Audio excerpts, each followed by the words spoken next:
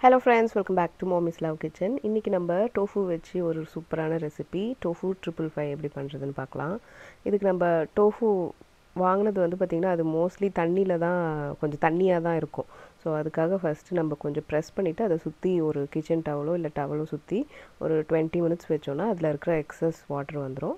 So இந்த மாதிரி பிளாக்காக இருக்கு இல்லையா, இதை வந்து நீங்கள் கையிலேயே அந்த மாதிரி ஒரு இர்ரெகுலரான ஒரு பீஸ் மாதிரி நம்ம இது பண்ணிக்கலாம். ஏன்னா இது வந்து ஒரு சிக்கன் ரெசிபியோட ஒரு ரெப்ளிகா தான், பட் நம்ம இன்றைக்கி டோஃபுல பண்ண போகிறோம். ஸோ சிக்கன் பீசஸ் மாதிரி இந்த மாதிரி கையிலேயே பிச்சு போட்டால் உங்களுக்கு அந்த டெக்ஸ்சரும் அது சைஸும் கரெக்டாக இருக்கும். இல்லை உங்களுக்கு வந்து ப்ராப்பரான ஒரு க்யூப் ஷேப்பில் வேணுனாலும் நீங்கள் க்யூப்பாகவும் நீங்கள் கட் பண்ணிக்கலாம். ஸோ பன்னீருக்கும் டோஃபுக்கும் பெருசாக டேஸ்ட்டில் ரொம்ப டிஃப்ரென்ஸ் இருக்காது, கொஞ்சம் மைல்டு சேஞ்ச் இருக்கும்.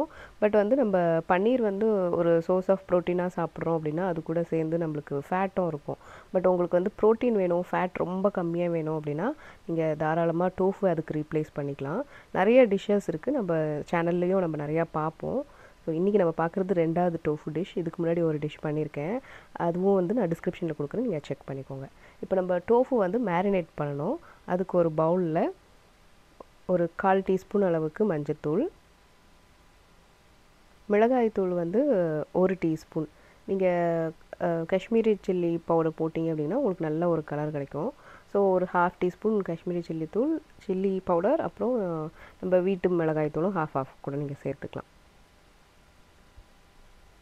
அடுத்து தேவையான அளவு உப்பு,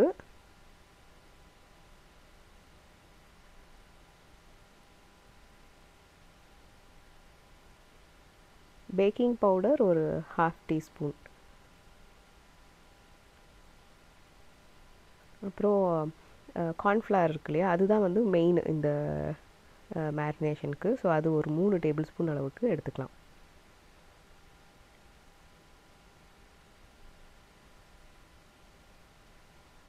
அரிசி மாவு 1 டேபிள் ஸ்பூன். நான் இந்த இன்க்ரீடியன்ட்ஸ் எல்லாமே நான் வந்து டிஸ்கிரிப்ஷனில் கொடுக்குறேன், செக் பண்ணிக்கோங்க. அடுத்து இஞ்சி பூண்டு பேஸ்ட் 1 டேபிள் ஸ்பூன் அளவுக்கு போட்டுப்போம். 1 டீஸ்பூன் அளவுக்கு ஆயில் எடுத்துக்கோங்க. அப்புறம் ஒரு 1/2 லெமனோட ஜூஸ் அதையும் போட்டுட்டு இதை நல்லா மிக்ஸ் பண்ணிப்போம். ஒரு பேட்டர் மாதிரி ரெடி பண்ணிக்கலாம். தண்ணி ஒரு 1/2 கப் தேவை இருக்கும். அது கொஞ்சம் கொஞ்சமாக சேர்த்து அந்த டெக்ஸ்சர் ரொம்ப கெட்டியாகவும் இல்லாமல் ரொம்ப அப்படி வாட்ரியாகவும் இல்லாமல் நம்மளுக்கு கோட் ஆகணும்ல, அந்த அளவுக்கு இருந்தால் கரெக்டாக இருக்கும். இப்போ நம்ம பேட்டர் ரெடி ஆகிடுச்சு. நம்ம வச்சுருக்கிற இந்த டோஃபுவை சேர்த்துக்கலாம். ஸோ உங்களுக்கு டோஃபு வேண்டாம் அப்படின்னா நீங்கள் தாராளமாக பன்னீர்லேயுமே இந்த டிஷ்ஷை பண்ணலாம், சூப்பராகவே இருக்கும். இப்போ இதை போட்டுட்டு அப்படியே ஜென்டலாக மிக்ஸ் பண்ணி விடுங்க. ரொம்ப நம்ம ப்ரெஸ் பண்ணோன்னா அது அப்படியே உதிர்ந்து அப்படியே பொடி பொடியாகிடும். ஸோ அப்படியே ஜென்டலாக எல்லா பக்கமும் கோட் ஆகிற மாதிரி மிக்ஸ் பண்ணிக்கலாம். இது ஒரு 15 to 20 மினிட்ஸ் அப்படியே இது ஊறட்டும். உங்களுக்கு அப்படியே அந்த மசாலாலாம் அதில் பிடிச்சிக்கும். ஸோ ஒரு 20 மினிட்ஸ் ஊறிட்ட பிறகு நம்ம இதை ஃப்ரை பண்ணணும்.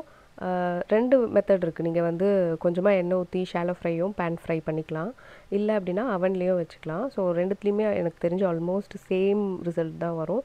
டேஸ்ட்டில் ஒன்றும் பெருசாக டிஃப்ரென்ஸ் இருக்காது. அவன்ற போது நம்ம ரொம்ப கம்மியான ஆயில் ஸ்ப்ரே பண்ணாலே போதும். இப்போது ஒரு பேக்கிங் ட்ரேயில் நம்ம மேலே பார்ச்மெண்ட் பேப்பர் போட்டிருக்கோம். நம்ம மேரினேட் பண்ணி வச்சுருக்கிற இந்த டோஃபுவை கொஞ்சம் ஸ்ப்ரெட் பண்ண மாதிரி அரேஞ்ச் பண்ணிக்கலாம். இப்போ நம்ம ஸ்ப்ரெட் பண்ணியாச்சு. இதுக்கு மேலே கொஞ்சமாக ஆயிலை ஸ்ப்ரே பண்ணிக்கலாம். இப்போ நம்ம இதை அவனில் வச்சு 400 டிகிரி ஃபாரன்ஹைட்டில் 20 மினிட்ஸ் பேக் பண்ணிக்க போகிறோம். ஒரு 10 மினிட்ஸ் ஆனதும் அதை லைட்டாக திருப்பி விட்டுட்டு 10 மினிட்ஸ். ஸோ டோட்டலாக 20 மினிட்ஸ் இதை பேக் பண்ணோன்னா நம்மளுக்கு பர்ஃபெக்டான டெக்ஸ்சரில் கிடச்சிரும். இப்போ நம்ம அந்த டோஃபு 555க்கு அந்த மேலே மசாலா இருக்குல்லையே அதை ரெடி பண்ணிவிடுவோம். ஒரு பேன் எடுத்துக்கோங்க. அதில் 1 டேபிள் ஸ்பூன் ஆயில், அது சூடானதும் கொஞ்சமாக கடுகு, ஒரு 1/4 டீஸ்பூன் சோம்பு,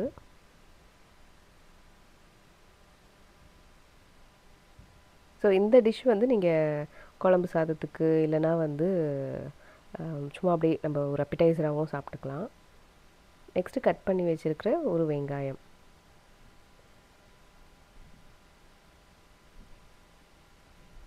இது நல்லா வதங்கட்டும். அடுத்ததாக கருவேப்பிலை சேர்த்துக்கோங்க.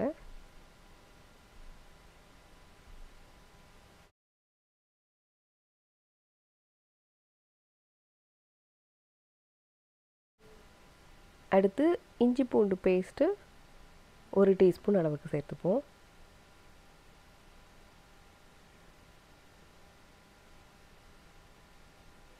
பச்சை மிளகா ஒரு 2 3 நான் வந்து பேஸ்ட்டாக வச்சுருக்கேன், அதனால் அதை சேர்த்துக்கிறேன்.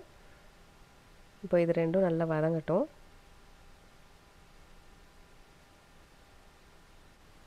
அடுத்து மிளகாய்த்தூள் ரெண்டும் சேர்த்து நான் வந்து ஒரு 1/2 டீஸ்பூன் நம்ம நார்மல் மிளகாய்த்தூள், ஒரு 1/2 டீஸ்பூன் காஷ்மீரி மிளகாய்த்தூள். அடுத்து தனியாத்தூள் 1 டீஸ்பூன் அளவுக்கு சேர்த்துப்போம். கரம் மசாலா 1/2 டீஸ்பூன். உப்பு இந்த கிரேவிக்கு மட்டும் நம்மளுக்கு தேவை.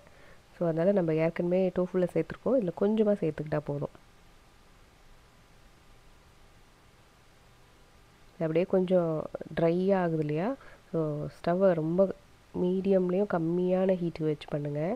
இப்போ பார்த்திங்கன்னா நம்மளோட டோஃபுவும் சூப்பராக ரெடி ஆகிடுச்சு. ஸோ இது அப்படியே இருக்கட்டும். நெக்ஸ்ட்டு நான் 1 table spoon ketchup and 1 table spoon soya sauce அதை மிக்ஸ் பண்ணி வச்சுருக்கேன், அதை சேர்த்துக்க போகிறேன்.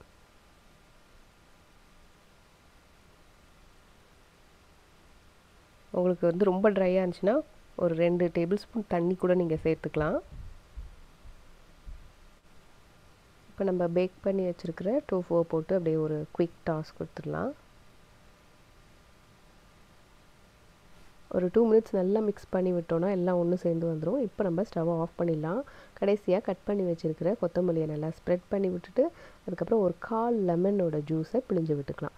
இதையும் நல்லா மிக்ஸ் பண்ணிட்டோம் அப்படின்னா நம்மளோட டோஃபு 555 சூப்பராக ரெடி ஆகிடும். டேஸ்டியாகவே இருக்கும். நீங்கள் சிக்கன் 555 சாப்பிட்ருந்தீங்கன்னா இதை சாப்பிடும்போது உங்களுக்கு பெருசாக டிஃப்ரென்ஸ் தெரியாது. அதே மாதிரி டோஃபு அதில் ஒரு ஸ்மெல் இருக்குது, எனக்கு அது பிடிக்கல அப்படின்றவங்க கூட இந்த ரெசிப்பியை ட்ரை பண்ணி பாருங்கள். உங்களுக்கே தெரியாது நீங்கள் டோஃபு தான் சாப்பிட்றீங்க, அந்தளவுக்கு நல்லாவே இருக்கும். எல்லாம் அந்த ஃப்ளேவர்ஸ்லாம் பிளெண்ட் ஆகி உங்களுக்கு அந்த உங்களுக்கு பிடிக்காத அந்த இது தெரியாது. ஸோ மாமிஸ் லவ் கிச்சனோட எப்போதுமே இணைஞ்சே இருங்க. இது மாதிரி நிறைய ரெசிபிஸ் நம்ம பார்க்க போகிறோம். மாமிஸ் லவ் கிச்சனை நீங்கள் இன்ஸ்டாவில் ஃபேஸ்புக்கில் கூட ஃபாலோ பண்ணலாம். அதே மாதிரி மறக்காமல் சேனலை சப்ஸ்கிரைப் பண்ணி வச்சுக்கோங்க, அந்த பெல் பட்டனை ப்ரெஸ் பண்ணி வச்சுக்கோங்க. ஸோ நான் போடுற எல்லா வீடியோஸும் உங்களை தேடி தானாகவே வரும். இதே மாதிரி நான் இன்னொரு வீடியோவில் உங்களை சந்திக்கிறேன். அது வரைக்கும் நன்றி, வணக்கம்.